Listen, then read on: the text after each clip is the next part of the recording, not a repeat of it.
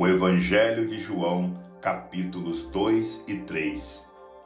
3 dias depois, houve um casamento em Caná da Galileia, achando-se ali a mãe de Jesus. Jesus também foi convidado, com seus discípulos, para o casamento. Tendo acabado o vinho, a mãe de Jesus lhe disse: "Eles não têm mais vinho." Mas Jesus lhe disse: "Mulher, que tenho eu contigo? Ainda não é chegada a minha hora." Então ela falou aos serventes: "Fazei tudo o que ele vos disser." Estavam ali 6 talhas de pedra, que os judeus usavam para as purificações, e cada uma levava 2 ou 3 metretas. Jesus lhes disse: "Enchei de água as talhas." E eles as encheram totalmente. Então lhes determinou: "Tirai agora e levai ao mestre-sala." Eles o fizeram.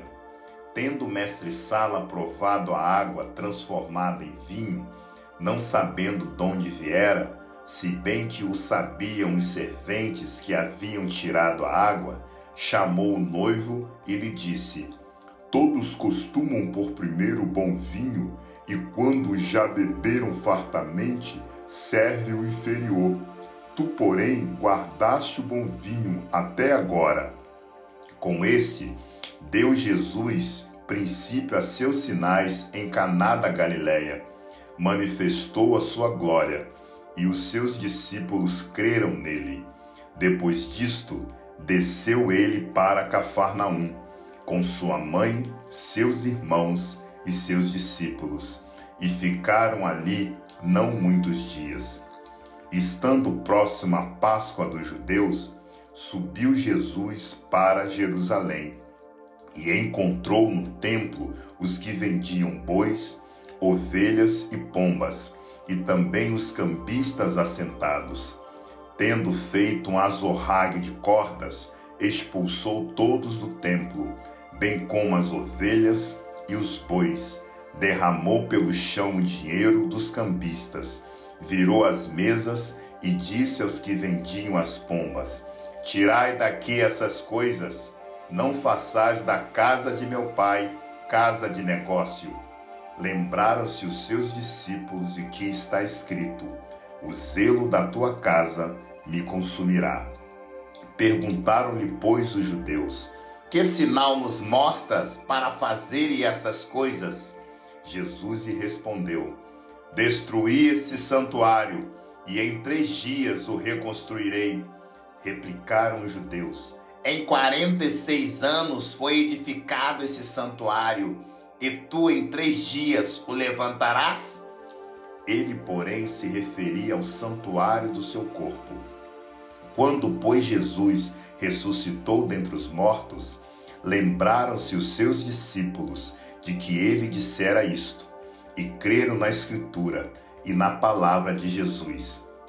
Estando ele em Jerusalém, durante a festa da Páscoa, muitos, vendo os sinais que ele fazia, creram no seu nome. Mas o próprio Jesus não se confiava a eles, porque os conhecia todos, e não precisava de que alguém lhe desse testemunho a respeito do homem, porque ele mesmo sabia o que era a natureza humana. Havia entre os fariseus um homem chamado Nicodemos, um dos principais dos judeus. Este, de noite, foi ter com Jesus e lhe disse: "Rabi, sabemos que és mestre vindo da parte de Deus, porque ninguém pode fazer esses sinais que tu fazes, se Deus não estiver com ele." A isto respondeu Jesus: em verdade te digo, que se alguém não nascer de novo, não pode ver o reino de Deus." Perguntou-lhe Nicodemos: "Como pode um homem nascer sendo velho? Pode, porventura, voltar ao ventre materno e nascer segunda vez?" Respondeu Jesus: em verdade te digo, quem não nascer da água e do Espírito não pode ver o reino de Deus. O que é nascido da carne é carne, e o que é nascido do Espírito é Espírito. Não te admires de eu te dizer, importa-vos nascer de novo. O vento sopra onde quer, ouves a sua voz, mas não sabes de onde vem, nem para onde vai. Assim é todo o que é nascido do Espírito. Então lhe perguntou Nicodemos: como pode suceder isso? Acudiu Jesus: tu és mestre em Israel e não compreendes essas coisas? Em verdade te digo que nós dizemos o que sabemos e testificamos o que temos visto. Contudo, não aceitais o nosso testemunho. Se tratando de coisas terrenas, não me credes? Como crereis se vos falar das celestiais?